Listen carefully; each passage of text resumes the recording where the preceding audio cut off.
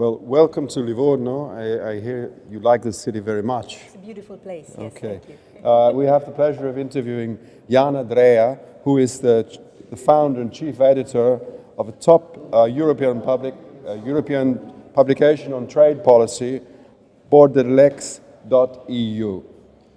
Iana gave a very interesting panorama of the new international trade situation. And I would just like you to ask really one question. Is your personal opinion on what's going to happen in the next 5 years? A lot of turbulence. We are not going to see an abating of the current crisis, I think.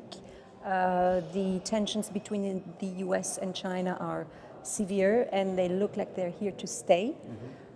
Because although Washington and Beijing have been trying to negotiate a sort of truce after the United States started raising issues with China, some of them commercially legitimate. It's more the method that is in question. It doesn't look like an agreement is in sight at the moment. So possibly more tariff hikes against China with real implications for all the global supply chains across the Pacific and that affect trade also on the seas, obviously. Okay.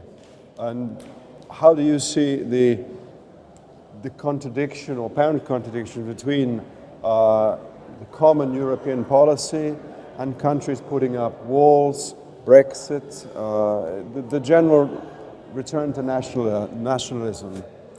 Well, it is a risk for Europe, obviously. On the one hand, Europe is at the receiving end of such policies when we see notably the United States that has also turned Eurosceptic. It has dropped its pro-EU integration position since the post-war. So this is a major shift, and it sees increasingly Europe as a commercial rival that is engaged in unfair trading practices. That is why the US has imposed tariffs on steel and aluminium to start with on national security grounds against the EU, where most partners are allies in the NATO alliance. So this is seen as a bit disturbing. But obviously the same social, demographic, political trends are also, then in the United States, are also visible here, which explain why there is this revolt against the established order, a return of nationalism within the EU, which will make it more difficult for the EU as an entity to respond to also these external risks as well.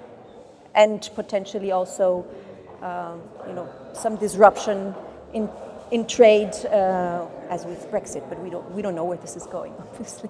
Thank you very much. Thank you very much.